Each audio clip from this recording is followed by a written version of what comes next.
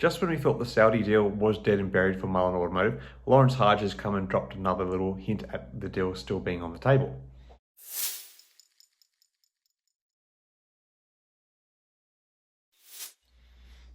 Hi again, everyone. Hope you're all doing well. So Mullen doesn't seem to get the buying momentum that it needs, in spite of the potential of a short squeeze that has been persisting with the stock for a few weeks now. On Thursday, the stock peaked early in the trading session at $1.25.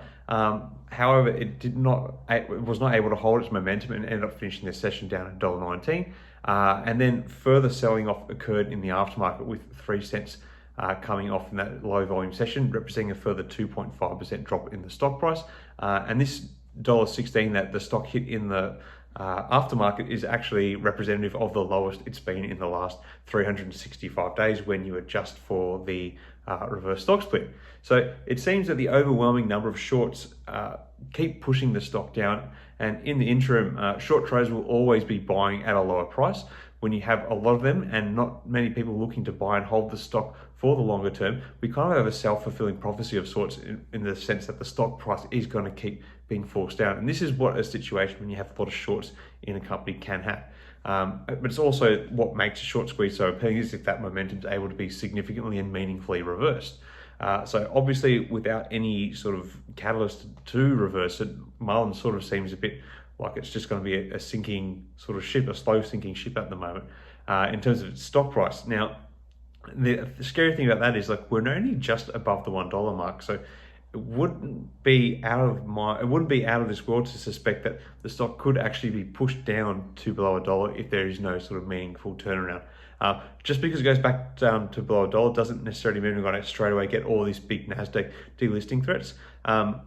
I will say this, like, even though the company did a reverse stock split to regain compliance, again, there's plenty of cases of companies who have, kind of like just got 6-month extensions and stuff like that to be able to stay on the NASDAQ. But the problem that Mullen had last time was that they fell below 10 cents, and that's like a extra level delisting trigger pressure that gets put on them. So, they might fall back below $1 and then be, in the bad books of the NASDAQ again. But even if they do get a delisting warning, they get 6 months to try and get it right, and then they can apply for another 6 months again. So they kind of really have a bit of time, as long as the stock doesn't go back to 10 cents, which if it does, would represent a huge annihilation of shareholder value.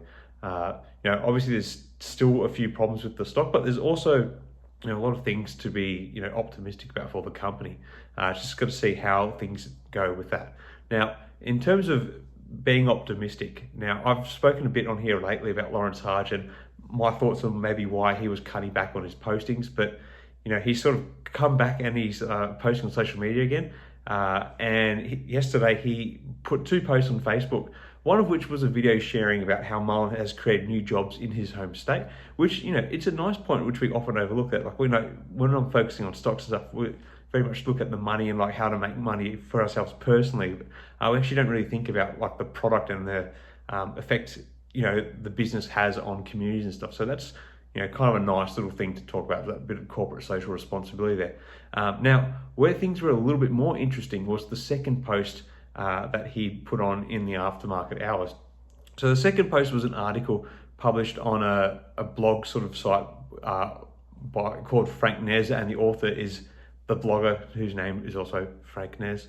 Anyway, the article itself was nothing new in the sense that it covered the whole story of the Saudi deal so far, which has been picked to pieces by myself and other YouTubers covering it. You probably understand now that Lawrence Hodge gave a $10 billion hint in a video that he posted on Facebook and then took down. Then he sort of talked about how the company had gone to Saudi Arabia to try and file copies of their patents for their product. And then there's also been other hints in his social media posts that stuff was happening on the Saudi front, all of which got taken down eventually, and that has kind of like given some shareholders the jitters. So that was basically what the article was covering, but that's not the bit that was interesting. What was interesting was the comment that Lawrence Hodge posted with it, primarily the opening line in which he wrote, "It looks like May is going to be a good month." Now, given that the article was about the Mullen's look to move into Saudi Arabia, this post obviously is some sort of connection to that. It's like, I don't know what else he could be hinting at. So clearly, to me, it's sort of suggesting that there is still developments going on this front. So Lawrence Hodge is kind of discreetly sort of saying that, I think this deal, there's still something going there. So it's kind of renewed my faith a little bit. I still think he's a bit of a flip-floppy character when it comes to the online world. But at the same time, he's the only person who's like really communicating anything from the company of meaning in terms of company updates. So, I don't.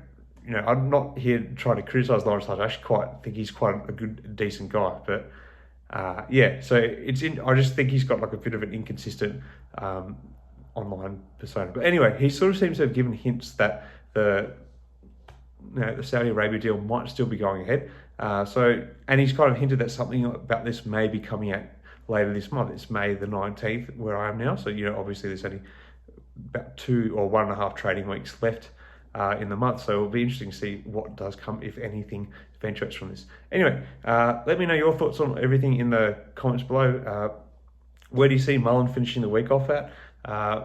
What are your thoughts on the Saudi deal at the moment? Is it still a bit of a pipe dream, too good to be true? Or do you think there might actually be something substantial developing there? Share your thoughts in the comments below. Till next time, everyone, may the markets trade in your favour. Cheers.